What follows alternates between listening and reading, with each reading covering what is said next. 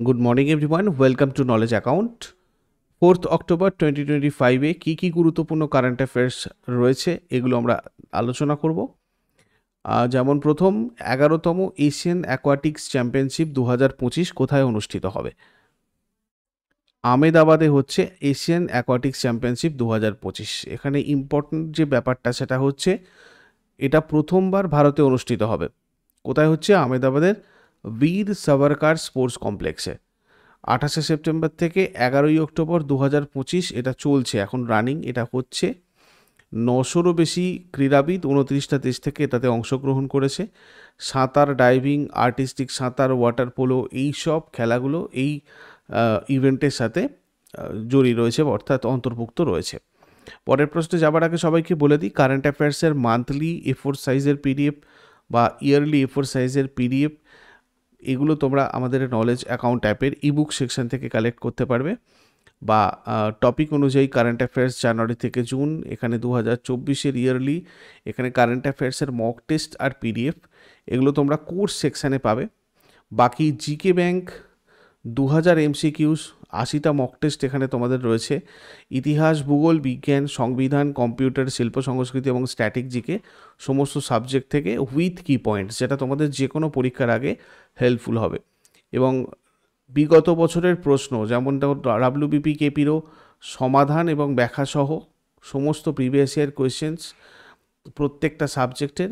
এটা ছাড়াও অন্যান্য পরীক্ষার জন্য তোমরা বিগত বছরের প্রশ্নগুলো, যারা static GK series, mock test series, এগুলো সমস্তটা টেস্ট সিরিজে তোমাদের অ্যাভেলেবেল রয়েছে, ওখান থেকে তোমরা প্র্যাকটিস করতে পারো। এছাড়া এক্সাম স্পেসিফিক, সাবজেক্ট স্পেসিফিক বিভিন্ন batches with chapter wise and full length test series রয়েছে নলেজ অ্যাকাউন্ট অফিসিয়াল অ্যাপের কোর্স সেকশানে। যেমন ধরো WBP KP practice batch, WBP SI revision batch, WBSSC group C batch, WBSSC group D batch, WBSSC group C group D combo, railway group D, bullet, এগুলো railway specific batches. এছাড়া SSC GD, MTS, সিএইচএসএলের জন্য Prapti foundation batch, SSC MTS practice ব্যাচও চলছে running তোমাদের। এছাড়া subject specific ম্যাথের foundation batch Aryabhatta, general science foundation batch Paramanu, English foundation batch Epiphany, এগুলোও চলছে। জিকের আলাদা করে ফাউন্ডেশন ব্যাচ সেন্ট্রাল এবং স্টেট এক্সামের জন্য, এগুলোতেও তোমরা এনরোল করতে পারো। কোর্স সেকশানে গেলে, ডেমোতে গেলেই ডিটেলস সমস্ত জিনিস দেখা যাবে। এরপরেও তোমাদের যদি কোনো কোয়ারিজ থাকে বা কনসাল্ট করার প্রয়োজন হয়, সেক্ষেত্রে এই নাম্বারে হোয়াটসঅ্যাপ অথবা কল করে নেবে, বা অ্যাপের হেল্প চ্যাট সেকশানে তোমরা যোগাযোগ করবে। পরের প্রশ্ন, লাল বাহাদুর শাস্ত্রীর কততম জন্মবার্ষিকী 2 অক্টোবর 2025-এ পালিত হয়েছিল? লাল বাহাদুর শাস্ত্রীর এবছর 2025-এ 121তম জন্মবার্ষিকী কিন্তু পালিত হয়েছে। লাল বাহাদুর শাস্ত্রীর জন্ম 2 অক্টোবর 1904-এ মুঘল সরাই, অর্থাৎ উত্তরপ্রদেশের মুঘল সরাই। 9 জুন 1964 থেকে 11 জানুয়ারি 1966 পর্যন্ত তিনি প্রধানমন্ত্রী পদে ছিলেন। 16 বছর বয়সে গান্ধীজির আহ্বানে অসহযোগ আন্দোলনে যোগ দেন। ইনি ভারতের ষষ্ঠ স্বরাষ্ট্রমন্ত্রীও ছিলেন। 1965 সালে ভারত পাকিস্তান যুদ্ধের সময় তিনি জয় জওয়ান জয় কিষাণ স্লোগান দিয়েছিলেন। 1965 সালে ভারত পাকিস্তান যুদ্ধের অবসান ঘটানোর জন্য তাশকন্দ চুক্তি স্বাক্ষর করেছিলেন, এবং 11 জানুয়ারি 1966-তে তাশকন্দ চুক্তির পরপরই তার সমাধিস্থল বিজয়ঘাট নামে পরিচিত। এর অর্থ হচ্ছে ভিক্টরি ব্যাংক। তাকে জনপ্রিয়ভাবে বলা হয় শান্তির মানুষ। 1965 সালের ভারত পাকিস্তান যুদ্ধ চলাকালীন তিনি ভারতের প্রধানমন্ত্রী ছিলেন। তিনি ছিলেন প্রথম ভারতীয় প্রধানমন্ত্রী যিনি বিদেশে মারা যান। 1966 সালে ভারতরত্ন ভূষিত হন। তিনি ছিলেন প্রথম মরণোত্তর ভারতরত্ন প্রাপ্ত ব্যক্তি। দিল্লিতে তার নামে আছে একটা কেন্দ্রীয় বিশ্ববিদ্যালয়, শ্রী লাল বাহাদুর শাস্ত্রী জাতীয় সংস্কৃতি বিশ্ববিদ্যালয়, পূর্বে রাষ্ট্রীয় সংস্কৃত বিদ্যাপীঠ। তিনি শ্বেত বিপ্লব মানে দুধ উৎপাদন, আর সবুজ বিপ্লব মানে কৃষি উৎপাদনের সমর্থক এবং প্রবক্তা ছিলেন। ভারতের ফুড কর্পোরেশন অফ ইন্ডিয়া প্রতিষ্ঠার মূল ব্যক্তি ছিলেন লাল বাহাদুর শাস্ত্রী। নেক্সট, কোন ব্যক্তি ইউনিয়ন ব্যাংক অফ ইন্ডিয়ার এমডি আর সিইও হিসাবে নিয়োগ পেয়েছেন? Ashish Pandey Union Bank of ইন্ডিয়ার এমডি এবং সিইও হিসাবে নিয়োগ পেয়েছেন। ইউনিয়ন ব্যাংক অফ ইন্ডিয়ার সদর দপ্তর মুম্বাইতে 1919-এ এটা প্রতিষ্ঠিত হয়, এবং 1969-এ ভারত সরকার কর্তৃক জাতীয়করণ করা হয়। 1 এপ্রিল 2020 থেকে এটা কর্পোরেশন ব্যাংক এবং অন্ধ্র ব্যাংকের সাথে মার্জ হয়েছে। প্রতিষ্ঠাতা সর্দার শশী শেখর সিং, ভূমিহার শেঠ, সীতারাম পোদ্দার। ব্যাংকের কর্পোরেট অফিসটা মহাত্মা গান্ধী উদ্বোধন করেন। কোন ব্যক্তি সেন্ট্রাল ব্যাংক অফ ইন্ডিয়ার এমডি সিইও হিসাবে নিয়োগ পেয়েছেন? সেন্ট্রাল ব্যাংক অফ ইন্ডিয়ার এমডি এবং সিও হিসাবে কল্যাণ কুমার নিয়োগ পেয়েছেন। সেন্ট্রাল ব্যাংক অফ ইন্ডিয়ার মালিকানা ভারতের কেন্দ্রীয় সরকারের হাতে। ভারতের বাণিজ্যিক ব্যাংকগুলোর মধ্যে একটা পুরানো ব্যাংক, যেটা 1911 সালে প্রতিষ্ঠিত হয়েছিল এবং সম্পূর্ণরূপে ভারতীয়দের দ্বারা পরিচালিত প্রথম ব্যাংক ছিল। এটা প্রতিষ্ঠিত হয়েছিল 21শে ডিসেম্বর 1911-তে। সদর দপ্তর মহারাষ্ট্রের মুম্বাইয়ে রয়েছে। তারপরে বিখ্যাত হিন্দুস্তানি শাস্ত্রীয় গায়ক পণ্ডিত চন্নুলাল মিশ্র কোন ঘরানার গুরু ছিলেন? বেনারস ঘরানার গুরু ছিলেন চন্নুলাল মিশ্র। ভারতের খ্যাতনামা হিন্দুস্তানি ধ্রুপদী সঙ্গীত শিল্পী, জন্মস্থান বেনারস। ইনি খেয়াল এবং পূরব অঙ্গ ঠুমরির জন্য বিখ্যাত ছিলেন। স্বরমণ্ডল বাদ্যযন্ত্র বাজানোতে তিনি বিখ্যাত। একতারা ধরনের একটা তারযুক্ত বাদ্যযন্ত্র এটা। শিক্ষা নিয়েছিলেন কিরার ঘরানার ওস্তাদ আব্দুল গনি খানের কাছ থেকে। 2010 সালে পদ্মভূষণ, ভারতের তৃতীয় সর্বোচ্চ বেসামরিক পুরস্কার। 2020 সালে পদ্মবিভূষণ, ভারতের দ্বিতীয় সর্বোচ্চ বেসামরিক পুরস্কার, এগুলো পেয়েছেন এবং সম্প্রতি প্রয়াত হয়েছেন। ভারতের প্রথম এআই চালিত integrated command and control centre ICCC কোথায় চালু করা হয়েছে? তিরুমালাতে, টিটিডিতে। জিনিসটা কি দেখে নাও। তিরুমালা তিরুপতি দেবস্থানামানস, টিটিডি। কেন চালু করেছে এটা? ভক্তদের ভিড় সামলানো আর নিরাপত্তা বাড়ানোর জন্য। কি কি থাকবে এতে? লাইনে কত লোক আছে তার সঙ্গে সঙ্গে দেখা যাবে, কোথায় বেশি ভিড় জমেছে তার মানচিত্র দেখা যাবে, মুখ চিনে মানুষকে চেনা যাবে, জরুরি পরিস্থিতিতে ড্রোন দিয়ে সাহায্য করা হবে, আর ইন্টারনেটে মিথ্যা খবর আর সাইবার আক্রমণে নজর রাখা হবে। 25শে সেপ্টেম্বর 2025-এ প্রধানমন্ত্রী নরেন্দ্র মোদী কোন কর্মসূচির 11তম বার্ষিকী পালন করলেন? মেক ইন ইন্ডিয়া, যেটা চালু হয়েছিল 25শে সেপ্টেম্বর 2014-তে। 2025 সালে এটা 11তম বর্ষপূর্তি হলো। শিল্পোন্নতি আর উৎপাদনশীলতা বৃদ্ধি, বিদেশি বিনিয়োগ আকর্ষণ, উদ্যোক্তা আর উদ্ভাবনাকে উৎসাহিত করা, আত্মনির্ভর ভারতের ভিত্তি করা, এগুলো হচ্ছে এটার উদ্দেশ্য। তারপর পিরামাল ফাইন্যান্স এর নতুন চেয়ারম্যান হিসাবে কে নিযুক্ত হয়েছেন? পিরামাল ফাইন্যান্সের নতুন chairman Anand Piramal. Piramal finance limited, অর্থাৎ যেটা মানে পূর্বে Piramal capital and housing finance limited এবং Dewan housing finance corporation limited, এটা হচ্ছে একটা নন ব্যাংকিং আর্থিক সংস্থা যেটা ভারতীয় রিজার্ভ ব্যাংক দ্বারা নিয়ন্ত্রিত। পিরামাল ফাইন্যান্স লিমিটেড প্রতিষ্ঠিত হয় 11 এপ্রিল 1984-তে। প্রতিষ্ঠাতা রাজেশ ওয়াধওয়ান। সদর দপ্তর Mumbai. MD and CEO Jayaram Sreedharan.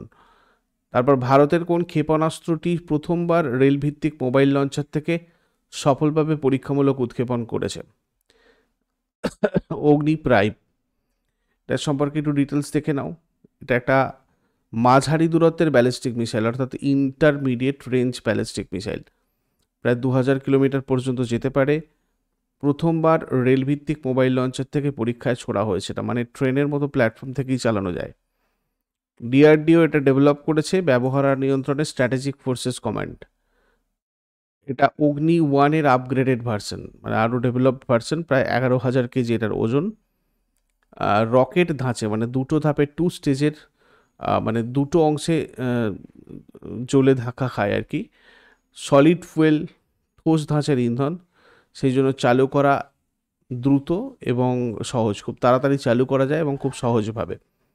Nuclear, উচ্চ বিস্ফোরক বা থার্মোব্যারিক বিভিন্ন ধরনের লোড বহন করতে পারে। হালকা এবং আরও সঠিক লক্ষ্য নির্ধারণে সক্ষম এটা। আর ক্যানিস্টারাইজড লঞ্চ সিস্টেম রয়েছে, মিসাইলটা ক্যানিস্টারে রেখে দ্রুত তোলা বা ছোড়া যায়, সুরক্ষিত এবং দ্রুত এটাকে মানে অপারেট করা যায় আর কি। এরকম অগ্নি 1 1989-এ প্রথম লঞ্চ করা হয়, যেটার রেঞ্জ ছিল 700 থেকে 1000, এবং সেইটা এখন তোমার আপগ্রেডেড ভার্সান হয়ে অগ্নি প্রাইম হলো। 2021 এটা মানে টেস্ট ফায়ার করা হয়েছিল ফার্স্ট। এরপরে আবার অগ্নি 6ও রয়েছে, যেটা আন্ডার ডেভেলপমেন্ট রয়েছে। ভারতের প্রথম সেন্ট্রাল টিস্যু ব্যাংক কোথায় উদ্বোধন করা হয়েছে? প্রথম সেন্ট্রাল টিস্যু ব্যাংক এটা করা হয়েছে Maulana Azad institute of dental science, new Delhi. কেন্দ্রীয় টিস্যু ব্যাংক ভারতের প্রথম মেডস, নিউ দিল্লিতে উদ্বোধন করা হয়েছে। ডেন্টাল স্বাস্থ্যসেবা সরবরাহ উন্নত করা, ডেন্টাল শিক্ষায় আধুনিক প্রযুক্তি অন্তর্ভুক্ত করা, অ্যাক্সেসিবিলিটি আর কার্যকারিতা বৃদ্ধি করা, এগুলোই হচ্ছে উদ্দেশ্য। তারপর ভারতের প্রথম ইলেকট্রিক হেভি ট্রাক বহর কোথায় উদ্বোধন করা হয়েছে? জওহরলাল নেহেরু পোর্ট অথরিটিতে। ভারতের প্রথম ইলেকট্রিক হেভি ট্রাক বহর উদ্বোধন করেছেন কেন্দ্রীয় মন্ত্রী শ্রী সর্বানন্দ সোনোয়াল। জওহরলাল নেহেরু পোর্ট অথরিটি, মহারাষ্ট্রতে। 600 ট্রাকের মধ্যে 90%কে 2026 সালের মধ্যে ইভিতে, ইলেকট্রিক ভেহিকেলে রূপান্তর করার জন্য। ব্যাটারি সোয়াপিং স্টেশন, দ্রুত অপারেশন এবং কার্যকারিতা বৃদ্ধির জন্য বিশেষ একটা ইনিশিয়েটিভ। এবার আগের দিনের হোমওয়ার্ক দেখো, 2030 সালের শীতকালীন অলিম্পিক গেমস ফ্রান্সে হবে, আর হারেলি উৎসব ছত্তিশগড় রাজ্যে। আজকে তোমাদের জন্য প্রশ্ন থাকবে, উগাড়ি উৎসব কোন রাজ্যে পালিত হয়? হর্নবিল উৎসব কোন রাজ্যে পালিত হয়? শেষকালে কমেন্টে এগুলো জানাও। চট করে আগের দিনেরগুলো একবার কুইক রিভাইজ করে নেব। 3 অক্টোবর 2025 কোয়েশ্চেন কী ছিল? যারা যারা লাইভে রয়েছো অ্যান্সার করার চেষ্টা করো। ভারত কোন দেশে পাকিস্তানকে হারিয়ে তারা 9ম এশিয়া কাপ শিরোপা জিতেছে? সংযুক্ত আরব আমিরাত। বিসিসিআই খেলোয়াড় ও সহায়ক স্টাফদের জন্য মোট কতটা কোটি টাকা নগদ পুরস্কার ঘোষণা করেছে? 21 কোটি। আন্তর্জাতিক অহিংস দিবস বা গান্ধী জয়ন্তী কবে পালিত হয়? 2 অক্টোবর। এশিয়া কাপ 2025 ফাইনালের প্লেয়ার অব দ্য ম্যাচ কে হয়েছেন? তিলক বর্মা। এশিয়া কাপ 2025-এর প্লেয়ার অব দ্য টুর্নামেন্ট কে হয়েছেন? অভিষেক শর্মা। এশিয়া কাপ 2025-এর most valuable player of the tournament কে হয়েছেন? Kuldeep Yadav. World seafood congress 2026 কোথায় অনুষ্ঠিত হবে? চেন্নাই। 1 অক্টোবর 2025 থেকে টাটা মোটরসের ম্যানেজিং ডিরেক্টর এবং সিইও হিসাবে কাকে নিযুক্ত করা হয়েছে? শৈলেশ চন্দ্র। দেশীয় কৌশলগত প্রযুক্তিতে অবদানের জন্য 2025 সালের সেপ্টেম্বরে বিজনেস লাইন চেঞ্জ মেকার পুরস্কারে কোন সংস্থাকে change maker of the year পুরস্কার দেওয়া হয়েছিল? ডিআরডিও। 2025 সালের অক্টোবরে কেন্দ্রীয় বস্ত্র প্রতিমন্ত্রী পবিত্রা মার্গারিটা কোথায় best of India Indian অ্যাপিয়ারেল and textile fair উদ্বোধন করবেন? মস্কো। বিশ্ব জলাতঙ্ক দিবস কবে পালিত হয়? 28 সেপ্টেম্বর। আন্তর্জাতিক অনুবাদ দিবস কবে পালিত হয়? 30 সেপ্টেম্বর। এগুলো ছিল তোমাদের আগের দিনের প্রশ্ন। ইউজফুল বলে মনে হলে লাইক করো, শেয়ার করো, কমেন্ট করে ফিডব্যাক জানাও।